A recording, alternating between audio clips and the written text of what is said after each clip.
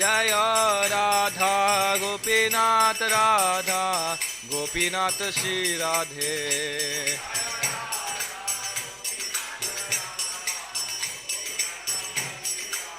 जय प्रभुपादा जय प्रभुपादा जय प्रभुपादा जय प्रभुपादा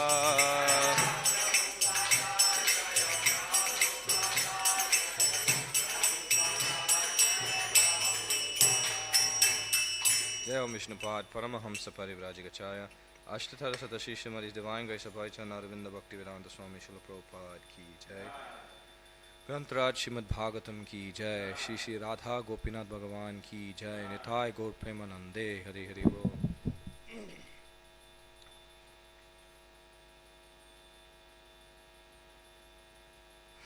ओम ओम नमो भगवते वासुदेवाय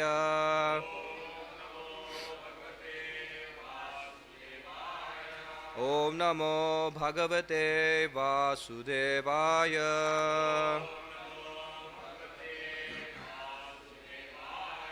ओम नमो भगवते वासुदेवाय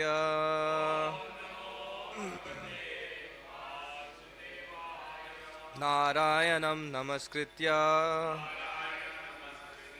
नरं चैव नरोत्तमं देवीं सरस्वतीं व्यासं ततो जयमुदीरयेत् नष्टप्रायेषु अभद्रेषु नित्यं भागवत सेवया भगवती उत्तमा श्लोके भक्तिर्भवति नैष्टिकी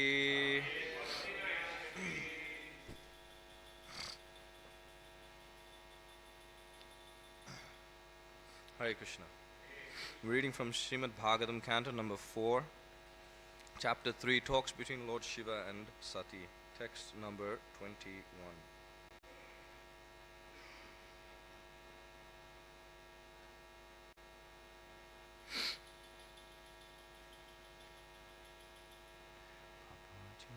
Papacyamanena hridaturendriya Papacyamanena hridaturendriya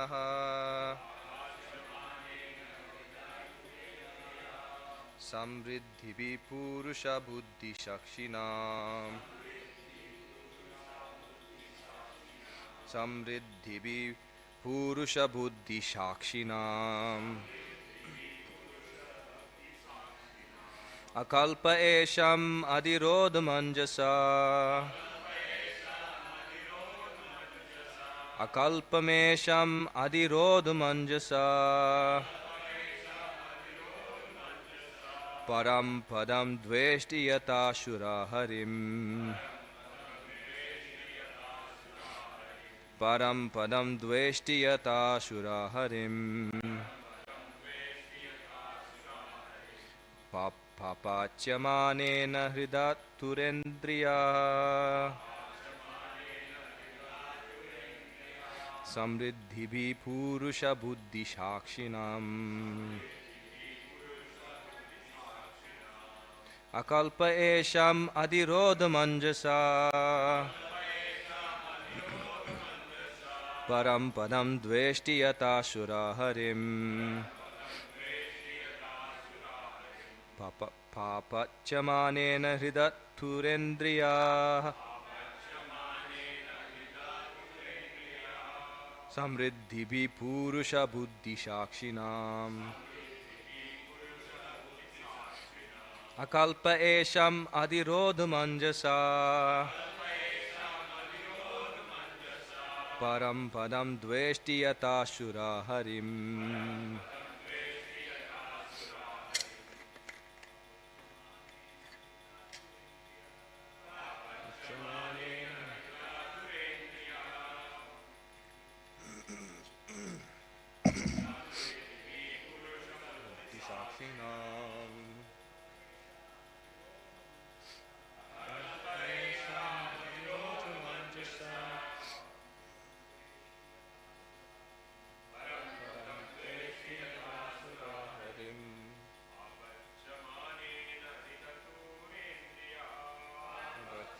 Pacchamanena hridayatendriya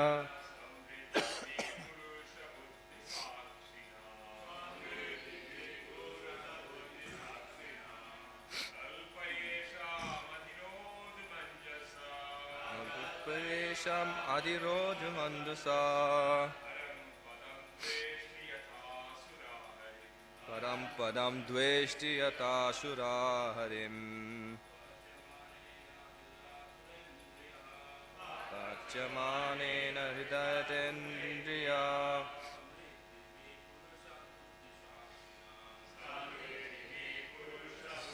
Sakshinam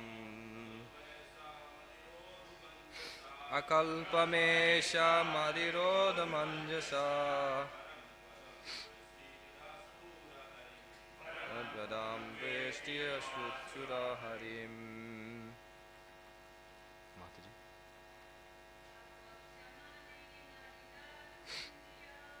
Pacchamanena Hridayatendriya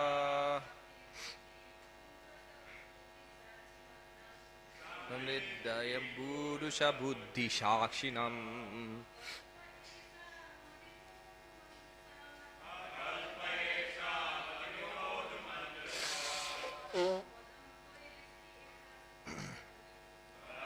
Padam Dveshtiya Tasura Harim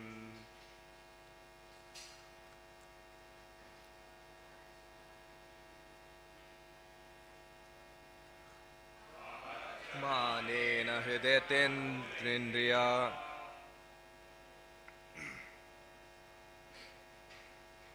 Samriddhi Purusha Buddhi Shakshinam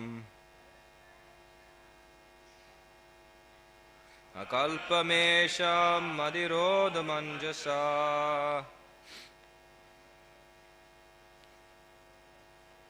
Param Padam Dveshti Yatasura Harim Word for word Papachamanena Burning Hrida with a heart Atura Indriyaha who is distressed Samriddhi Bihi by the pious reputation, etc. Purusha Buddhi Shakshinam of those who are always absorbed in thought of the Supreme Lord.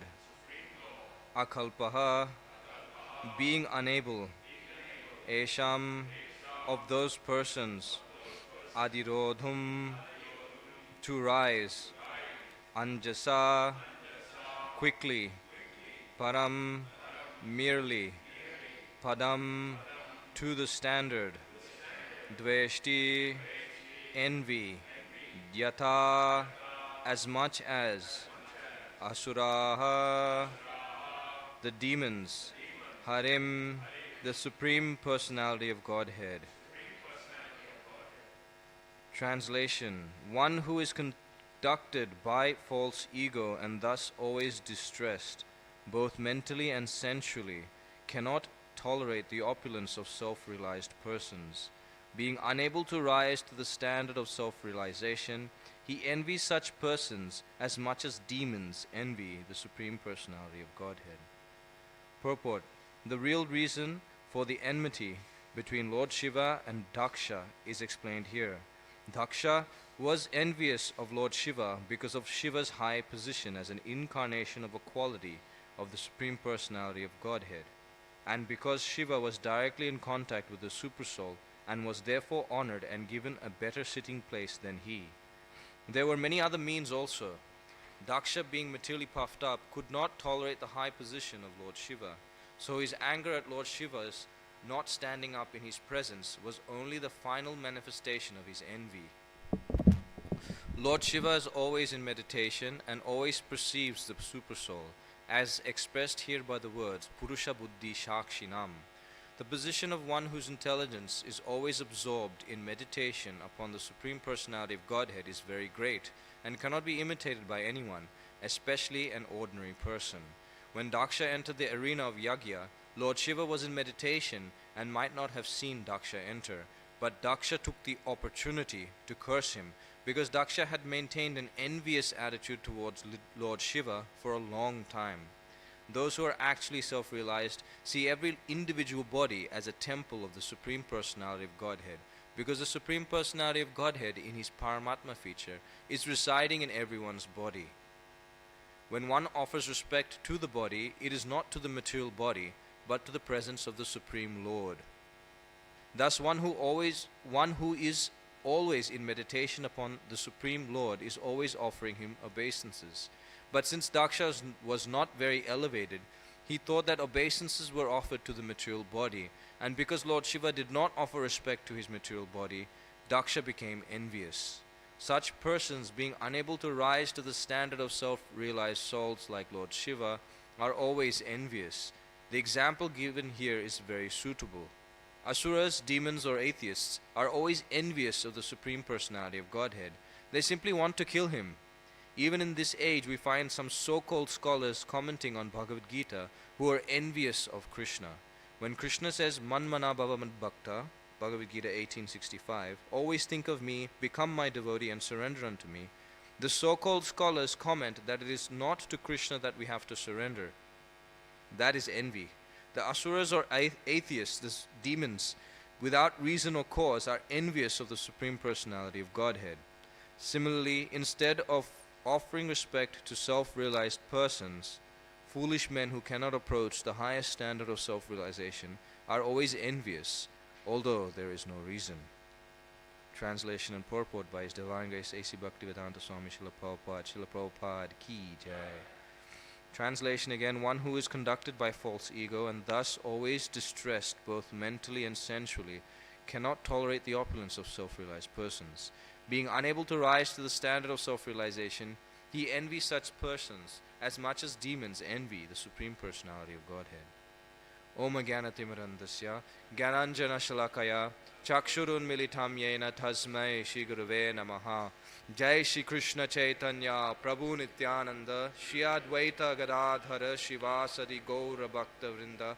Hare Krishna Krishna Krishna Hare Hare, Hare Rama Rama Rama Hare Hare, Hare Krishna Krishna Krishna Hare Hare, Hare Rama Rama Hare Hare, Hare Krishna Krishna Krishna Hare Hare, Hare Rama Rama Hare Hare. Mukam karoti vachalam bhangam langayate girim yat kripatamaham vande Shri Gurum Tirtharinam Paramananda Madhavam Shri Chaitanya Ishwaram.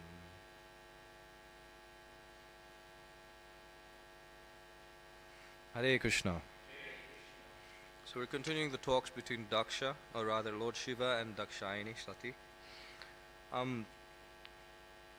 Yesterday we saw about how Lord Shiva is telling his wife that, you know, even though Daksha may consider, you may consider Daksha, you may consider yourself as a pet daughter of Daksha, still you will not be honored because of your relationship with me, and you'll be sorry to have been connected with me. So Lord Shiva was carefully explaining to Mother Sati that he did not want her or their relationship to be affected. In fact, he wanted to protect her, being her husband, as was mentioned yesterday, Madashrayat. So it was his duty to instruct her accordingly. In this verse we're seeing how Lord Shiva is actually giving a bit more detail and I guess more reason for why Sati should be careful of going to Daksha's continued sacrifices. He's specifically mentioning the cause in which, or the reason why Daksha cursed him in the first place.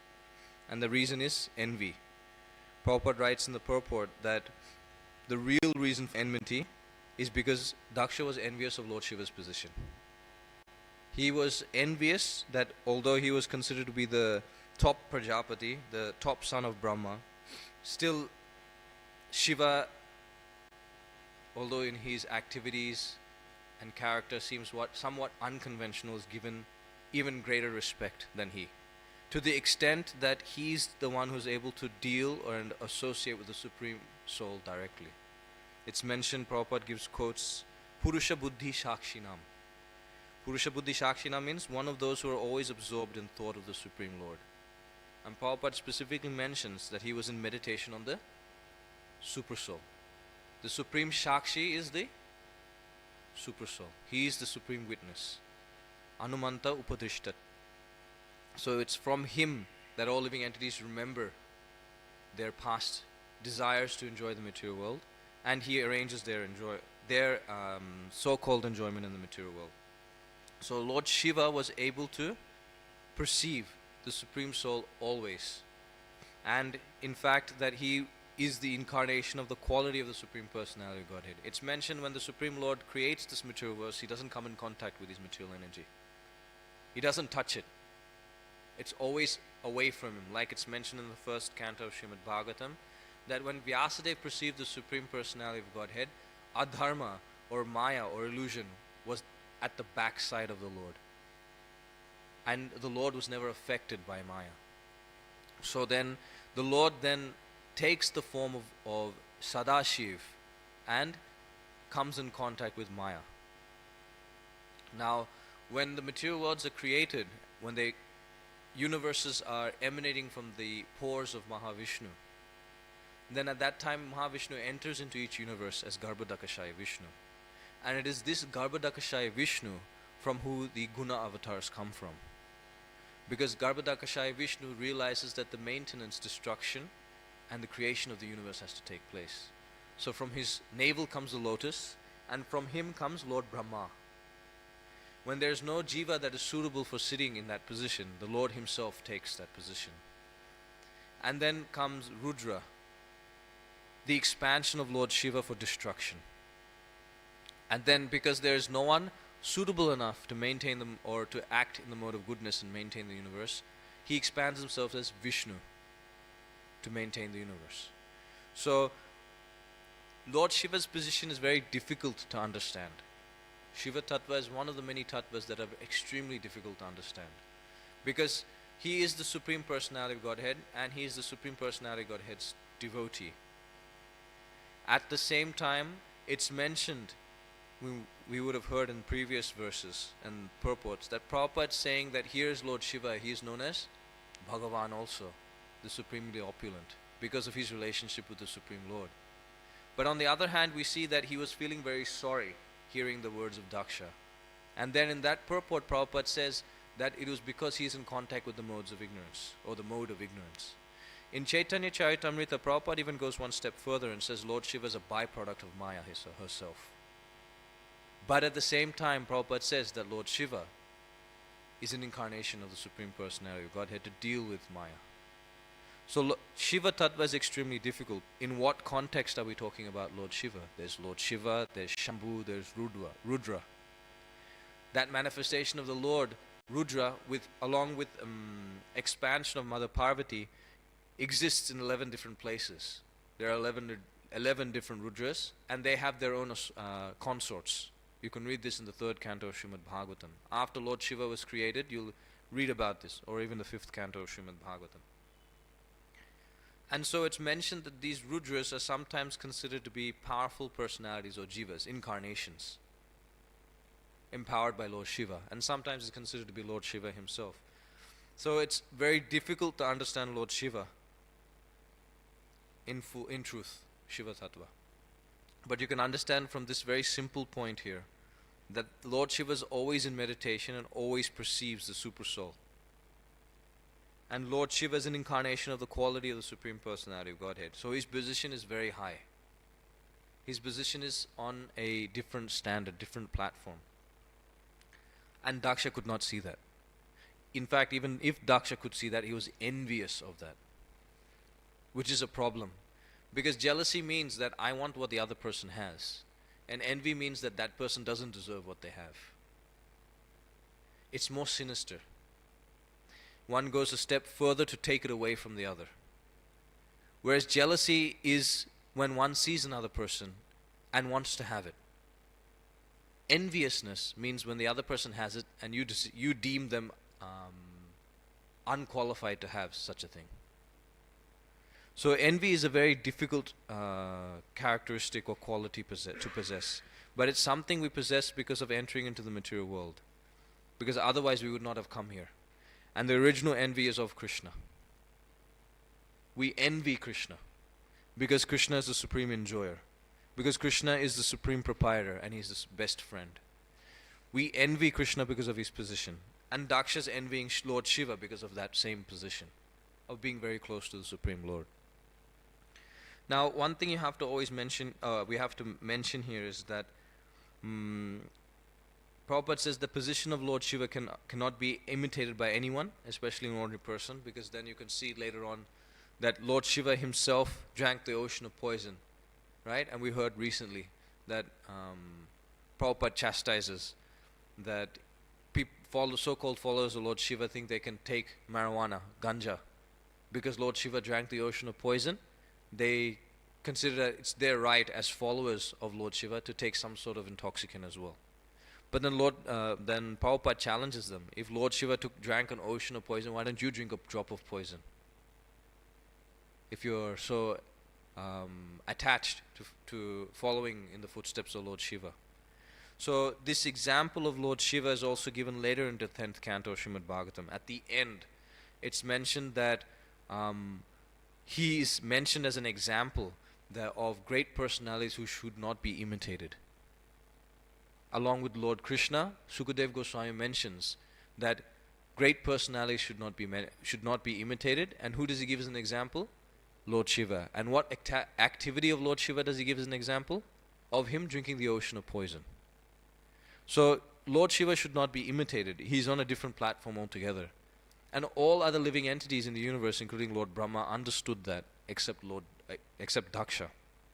And it's mentioned that Daksha maintained this enmity for such a long time, he found an opportunity to curse Lord Shiva. Very important to understand. When Daksha entered the arena of Yagya, Lord Shiva was in meditation and might not have seen Daksha enter. But Daksha took the opportunity to curse him because Daksha had maintained an envious attitude towards Lord Shiva, for a long time. Not only did he feel that my daughter should not be given to such a mendicant, right? I am Daksha, I should not be associated with such a personality of dubious character, such as Lord Shiva. He sits in a crematorium. He has no home. His associates are all weirdos. Whereas I am Daksha, I am a Prajapati. Pride, prestige, followers, puja, labha, pratishta. He was absorbed in these three things. And being absorbed in these things and having his daughter married to Lord Shiva under the instruction of Lord Brahma. So he was very sorry because it was done against his own will. So Daksha maintained that enmity for a long time.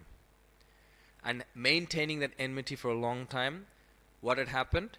He was looking for an opportunity to vent, an opportunity to curse, to give some sort of strife, as they say in Australia, some sort of problem, difficulty to Lord Shiva.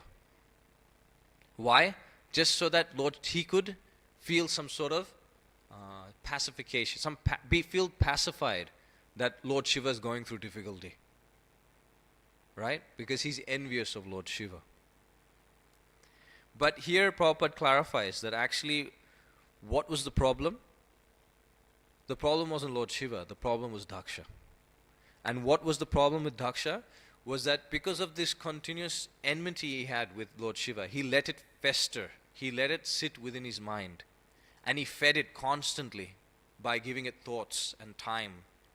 When a cow eats, and then it regurgitates and eats again, that continuous process, similarly he was doing that in his mind, continuously going through the thought process of having Shiva as his son-in-law, and then his mind would be deviated. And again, his daughter is married to Lord Shiva. And then again, and again, and again, he would continuously think of Lord Shiva. And continuously thinking in this way, the enmity built up to such an extent that for a minor, not even a minor, a non-offense, a non-issue, he created a big thing out of it. And he took it as an opportunity to curse. And we can see that happen even in our lives as practicing devotees. You can see that in our relationships with others, right?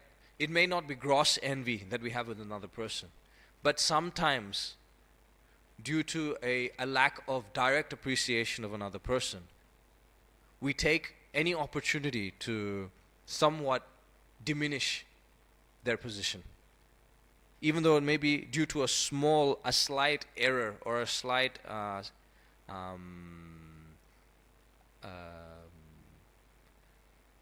inconvenience caused by the other person. For example, one day the devotee greets you, Hare Krishna. Another day that devotee doesn't greet you. And then that sits on your mind for such a long time. Hey, I said Hare Krishna, he didn't say Hare Krishna back to me. What is this? He's meant to be a devotee. It's an offense if you don't chant Hare Krishna back to the other person and smile, right? But he doesn't know what the other devotee is going through. But still, then what will happen later on? That devotee will again come and say, Hare Krishna Prabhu, ask for some service, and this person, you didn't say Hare Krishna to me, I don't have to deal with you. You don't know. So, it comes out like that. Very cheap mentality. Unwanted, unwarranted mentality. And it comes from that small seed or thorn of envy in the heart. And what is it, that small non-issue that Daksha blew up? It's that when one offers respect to the body, it's not to the material body, but to the presence of the Supreme Lord. So that's why you see devotees, when they accidentally kick or bump or inconvenience another devotee, they'll, just touch them and touch the body and touch their head. That, sorry, I've committed some sort of inconvenience. Your body is like a temple of the Supreme Personality of Godhead. So I'm offering respect to both of you. Please don't consider this inconvenience too much. But if someone thinks that, look, he's respecting me, the jiva within the body. Not even the jiva within the body, me, the body. Yeah? I'm devotee, but still, my body is, I'm using it in the service of Krishna, and it should be respected. So if one starts thinking like that, then it's completely against to why we offer respect to another person. Okay? Bhagavad Gita, we read 6th chapter on Dhyan Yoga. There it's mentioned that that a learned sage sees who?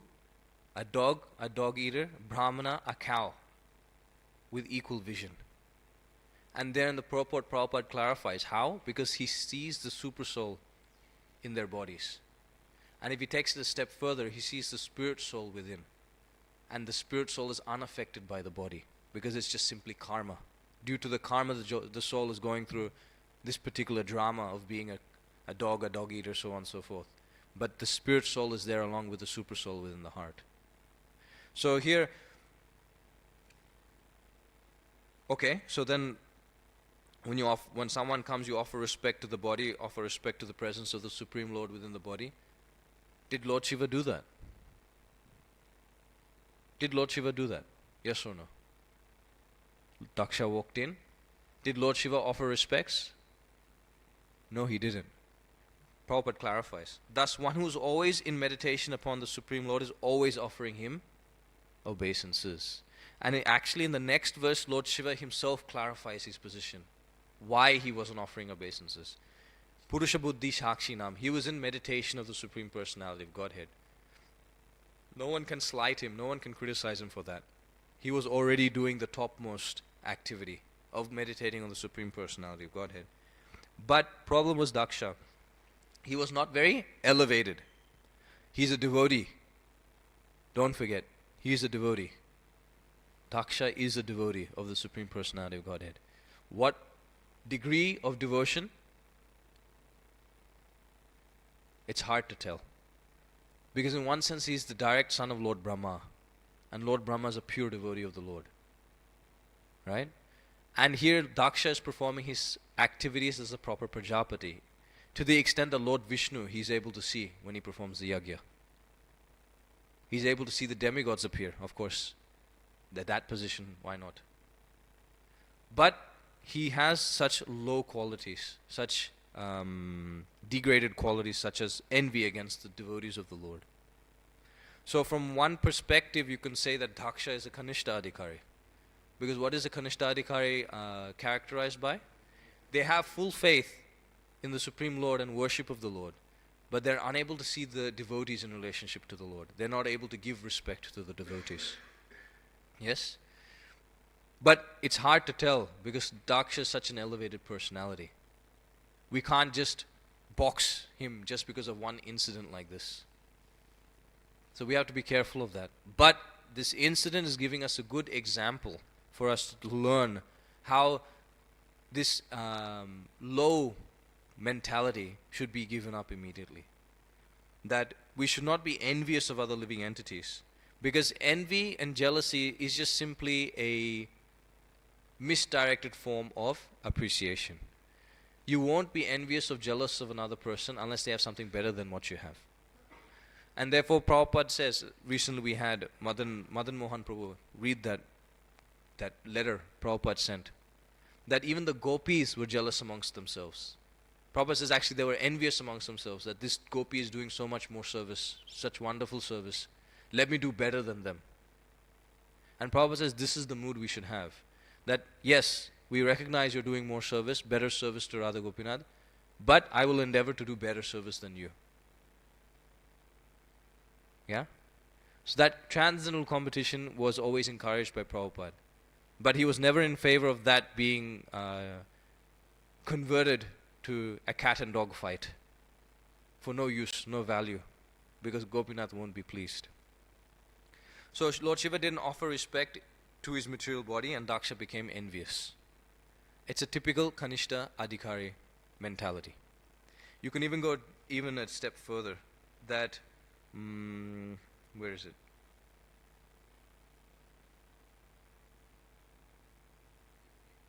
Daksha was not very elevated. He thought that obeisance was offered to the material body. And because Lord Shiva did not offer respect to his material body, Daksha became envious. Such persons, being unable to rise to the standard of self-realized souls like Lord Shiva, are always envious. And the example given is of Asuras. Can anyone give an example of an Asura that was envious of the Supreme Personality of Godhead? Shishupal. Shishupal is a very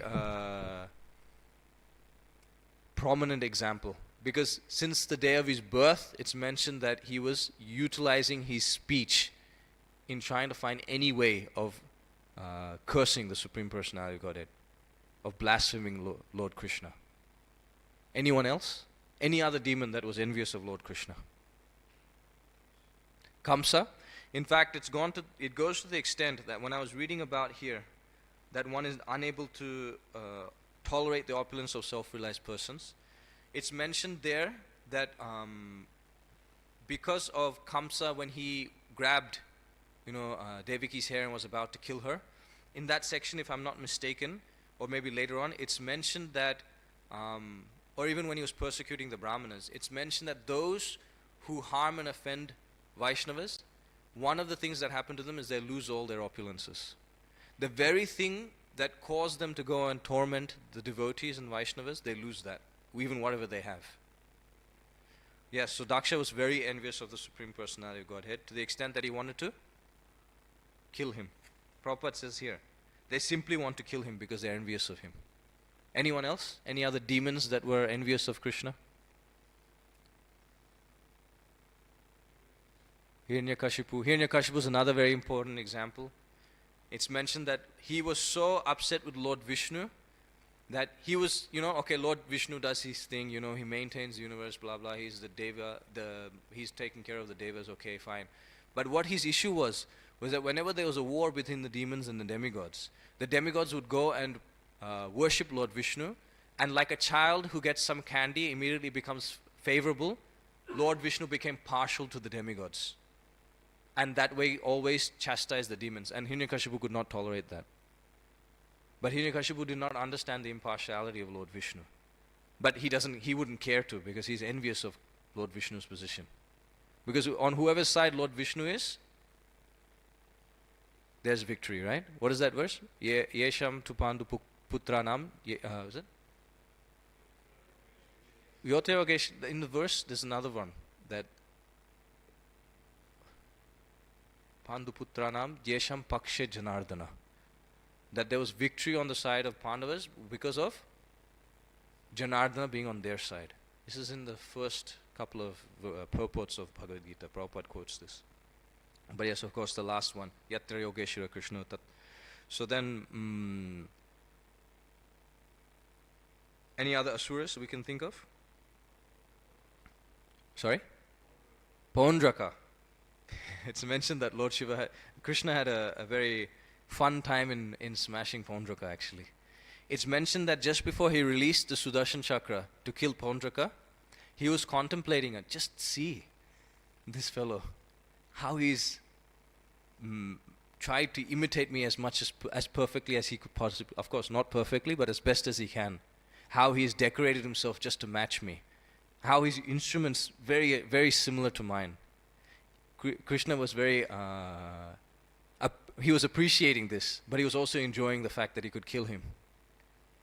Yeah. Any other demons that were envious of Krishna?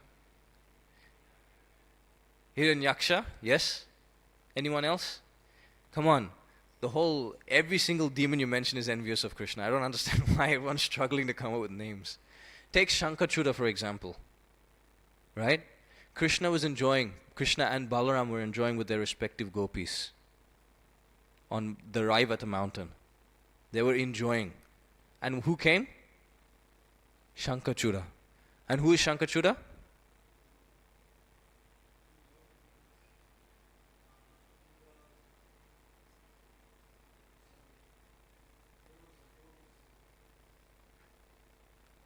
Are you sure?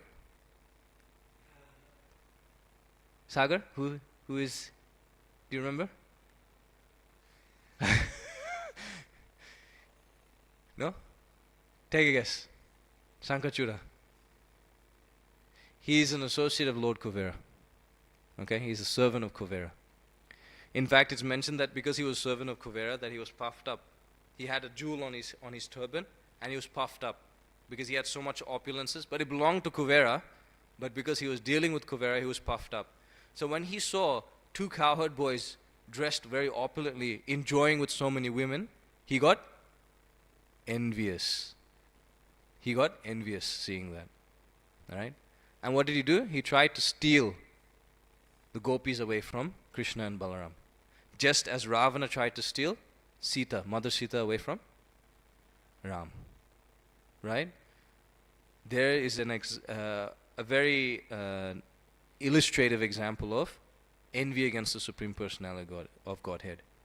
That he doesn't deserve, so let me try and take it away. Anyone else?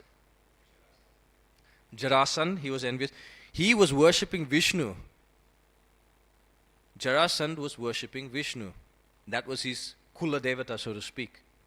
He was worshipping Lord Vishnu. But he was such a demon that he was thinking of sacrificing 10,000 kings to Lord Shiva.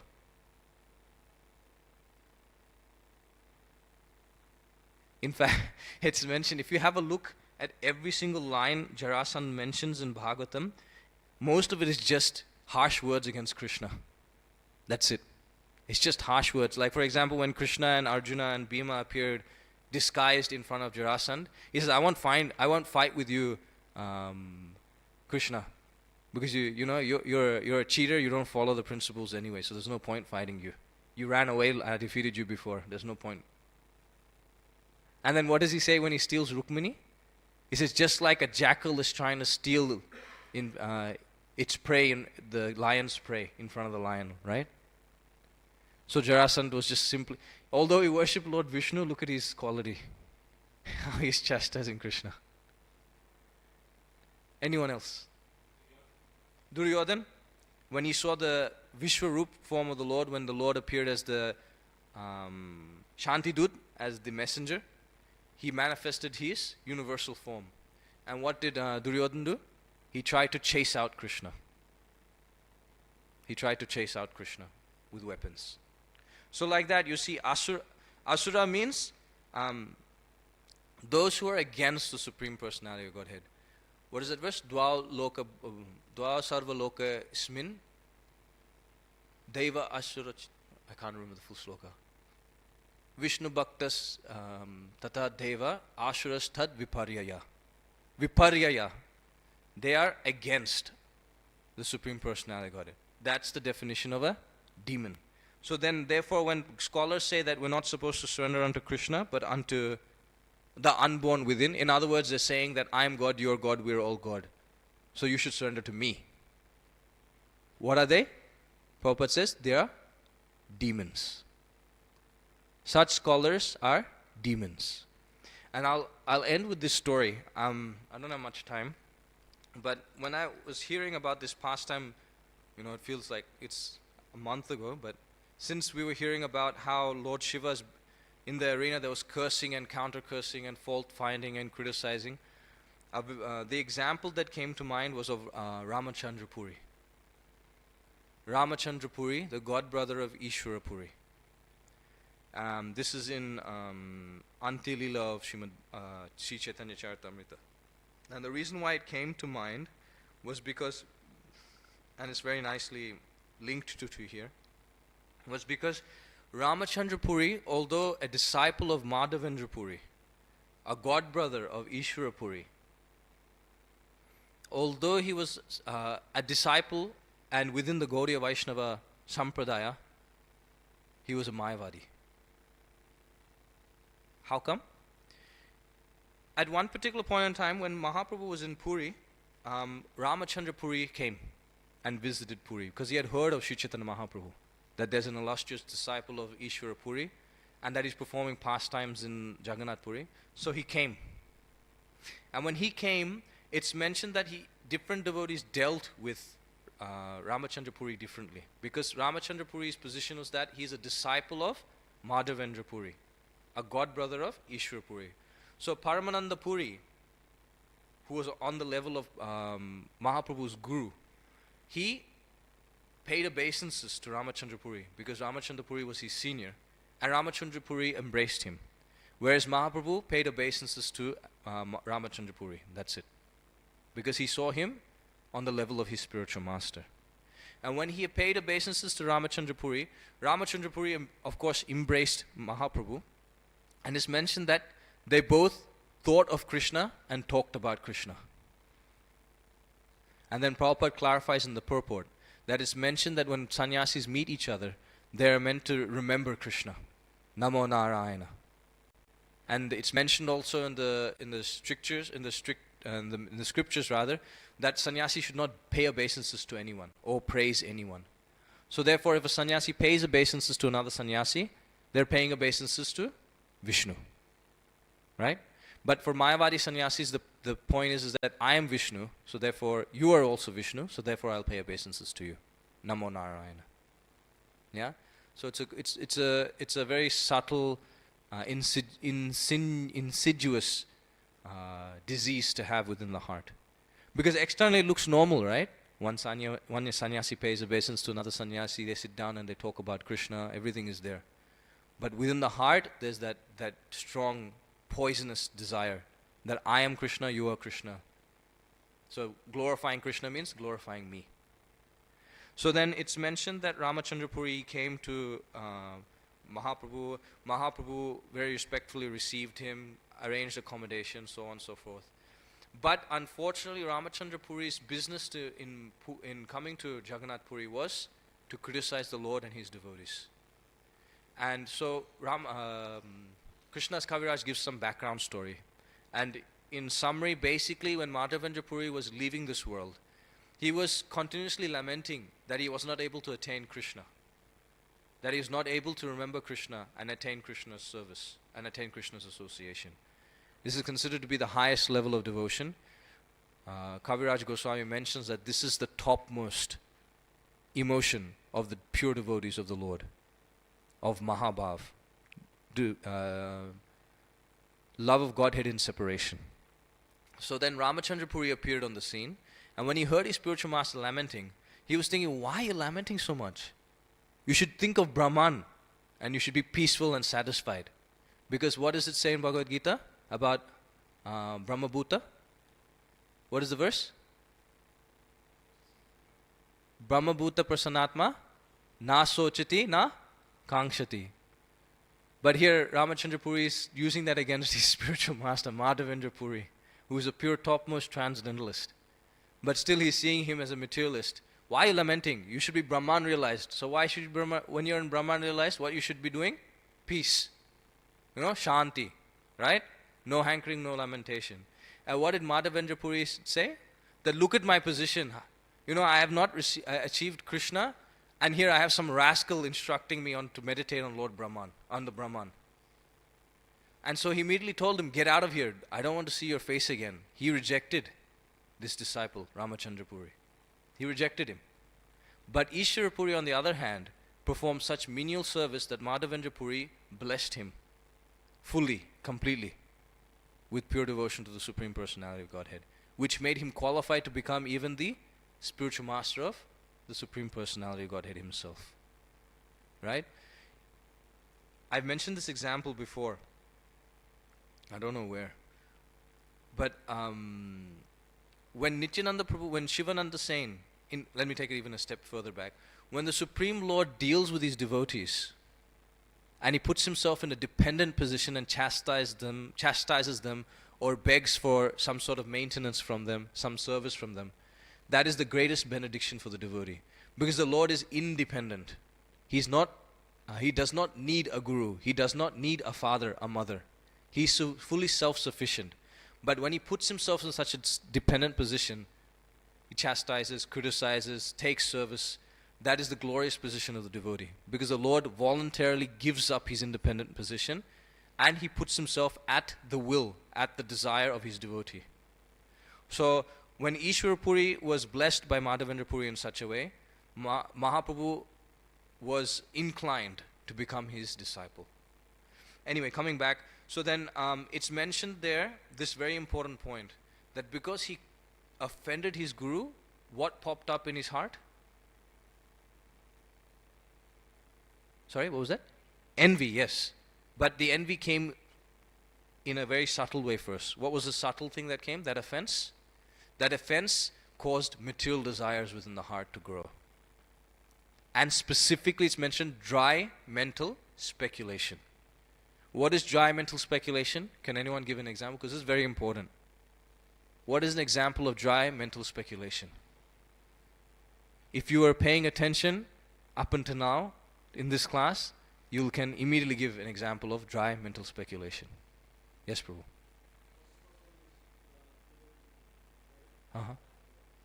So I am God because the super soul is... Okay, sure. Okay, I take that. There's another one. It's just mentioned here. Manmana bhava mad bhakto. What does he say? Using this scholar, using his dry mental speculation, what does he say? It's not unto Krishna you should surrender unto, it's the unborn within. That's dry mental speculation. And that comes from material desires in the heart. And what are material desires? Manifestations of envy against the Supreme Personality of Godhead. That's all. We desire to enjoy this material world because we are envious and that we want to imitate Krishna. Therefore, these material desires are there in the heart. We want to enjoy like Krishna.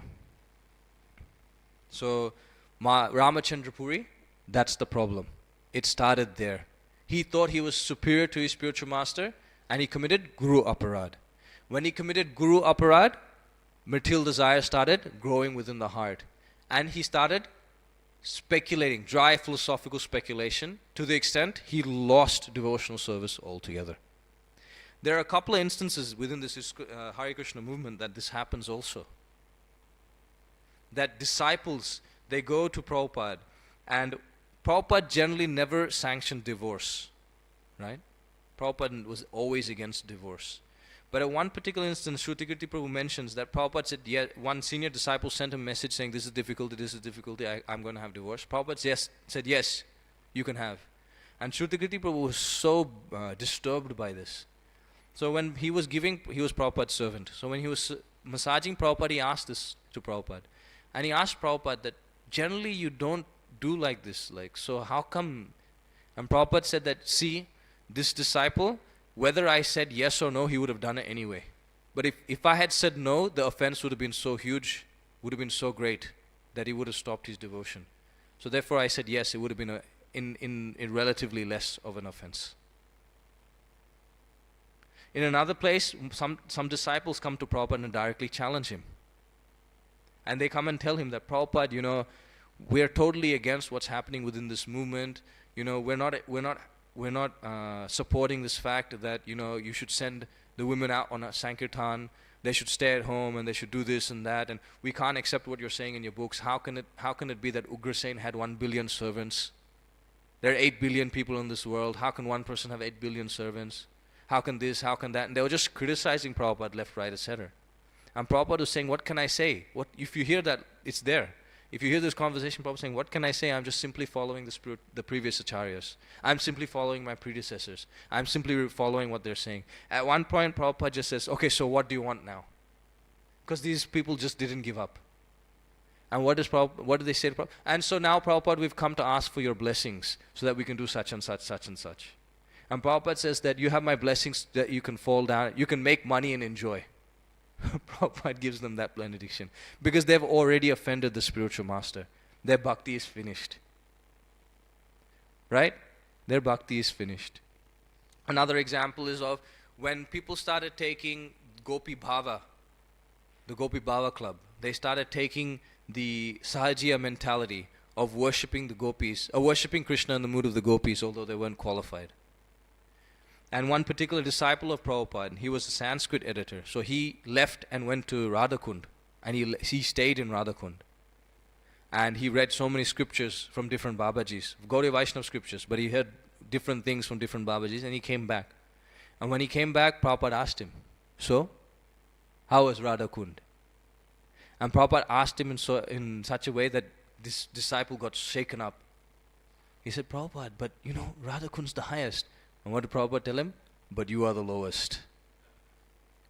To the extent that this disciple, he could not follow this instruction. He could not. So he left, he's gone. Another Sanskrit editor, disciple of Prabhupada, he also but he went to the extent of even writing a letter to Prabhupada saying that I don't think that you're giving the full thing. The Babajis here are mentioning that there is much more and you're not giving anything full. So therefore I'm going to read this Acharya scriptures under the guidance of these Babajis and I want your blessings. And Prabhupada said, you have my blessings to go to hell. Because he had committed Guru Aparad. Because Prabhupada came and gave what is required. He knows what his disciples' levels are at. But if the disciples go against that, what can Prabhupada do? Right? And by going against Prabhupada, one simply left the movement. So we have to understand one simple thing. We're here on the strength of the other Vaishnavas. We're here practicing devotional service on the strength of the other devotees. What have we done that qualifies for us to be here in devotional service? Absolutely nothing. Bhakti sanjayate bhakti. It is the devotion of the other devotee that has brought us to devotional service. It is because they thought, I need to serve Krishna and I need to give Krishna consciousness to the other, that somehow or other we became a recipient of such mercy. And to go against and to bite the hand that feeds you, coming back to the loop, why dry mental speculation is so dangerous, why Mayavadi is so dangerous. In Mayapur, at that time the fields were there, a lot of fields. So when you have fields, you have low fields for certain crops and high fields for certain crops, right? Low field for rice paddy, high fields for other grains, so on and so forth. So when they were walking on morning walk, Prabhupada with his disciples in the early days, when they just got the land in Mayapur and they were living in thatched cottages. You'll see that cottage still there in Mayapur, where Prabhupada sat and did his bhajan, right? And he sat there and received guests and on the land while they built the temple there. While going up, Bhavananda Prabhu and Tamal Krishna Maharaj and Jayapadaka Maharaj, some of these disciples were there. And when Bhavananda Prabhu likes to give this example a lot, when they were walking through that and they were going to go from one level to the higher level, I think it was Bhavananda Prabhu would get to the top and he would pull Prabhupada up, while on the bottom, Tamal Krishna Maharaj would gently push Prabhupada up. And when Prabhupada got to the top, at one instance when Prabhupada got to the top, he pulled Bhavananda down and Bhavananda fell down on the other side. And Prabhupada was saying, he was giving this as an example, saying that now that I'm perfect, I don't need Guru. Right? Now that I've become perfect, by the mercy of Guru, I can kick the Guru. I don't need Guru. Prabhupada says they climb the ladder and then kick it. This is a Mayavadi tendency, that I become superior to then my spiritual master. It's an envious position to be in. it's a offensive position to be in. So Ramachandra Puri was in that position, and because of that, the seed of dry mental speculation came in his heart. And I'll end with this. The pastime's a bit more detail, and it doesn't have much purports, but you can just sit down and read and meditate. I think it's 18th chapter of Antilila, I'm not too sure. But it says, it specifically, the chapter title says something about Ramachandra Puri. So there, one particular instance, first he criticizes the devotee. He first goes and serves. His nature is that he will go and serve a lot of prasad. He will eat some and he'll give the rest, the majority of the portion to the devotee. And then he'll criticize, saying that actually, devotees or mendicants are supposed to be renunciates. They're not supposed to eat too much, only enough to maintain the body. And what is this? What are you doing? See how much you're eating? Look at you, what a great vairagi you are. What a great renunciate you are. And this way he would curse. He would make the offense and make them make an offense, criticize them for that. And so for Mahaprabhu he did the same. And Mahaprabhu cut down his eating by half. And he's then, so very good, that you've cut down your eating, but a vairagi should maintain the body carefully. So what you're doing now is not right. So he criticized Mahaprabhu again. And Mahaprabhu just accepted. He did not say anything. He just simply accepted and let it go. To the extent that Ramachandra Puri was trying to find faults in Mahaprabhu, but he couldn't find. He couldn't find faults. So what did he do? One day he came to Mahaprabhu's home, residence, near the Gambhira. And there he just saw some ants. And he said, just see. Ants only come when there's a large quantity of sweetmeats. And for a renunciate to eat so many sweetmeats, what is this lack of sense control? What kind of renunciate are you? Right? If you eat too much sweets, then it develops a lot of sensual urges within the body. And so this way, Ramachandra Puri criticized Mahaprabhu. The next verse after that, Kaviraj Goswami says, actually it's the nature of ants to go here and there. But Ramachandra Puri just took that as an excuse to criticize Mahaprabhu. It's not that the ants were walking in a line to a certain direction. They were just ants just scattered here and there. And Ramachandra Puri said, just see, there are ants in your home, therefore you're eating too much sweetmeats. What was Daksha's mentality? Just see, you do not pay obeisances to my body, therefore you deserve to be cursed. Same mentality. Same mentality of envy born from offending the Supreme Personality of Godhead. So how to overcome that? We follow the example of Ishwara Puri. That we go out of our way to serve the Vaishnavas. Wholeheartedly. Yeah? So, sorry, I spoke on the negative aspect for too long, but the positive aspect is this. That we engage in devotional service favorably. That yes, there are hiccups, trips and falls, but we should immediately beg for forgiveness and move on. And perform devotional service to the Supreme Personality of Godhead. As prescribed by the spiritual master. We should not think that we are greater, that we can do whatever we like. We should follow the authority, senior devotees, the Guru Parampara. Okay? In that way, I guess I can end the class by saying that one can approach the highest standard of self-realization by overcoming this envy. One can progress in devotional service. If you feel there's a wall in your devotional service, something blocking you, you can work on this. How to become more like Ishwara Puri, selfless servant of the Vaishnavas, of the spiritual master. Okay, thank you very much. It's 9, so I won't be taking any questions. Apologies. Hare Krishna. Grantraj Srimad Bhagavatam ki jai, Shri Radha Gopinath Bhagavan ki jai, Srila Prabhupada ki jai, Nithai Gaur Premanande, Hari Hari Bol.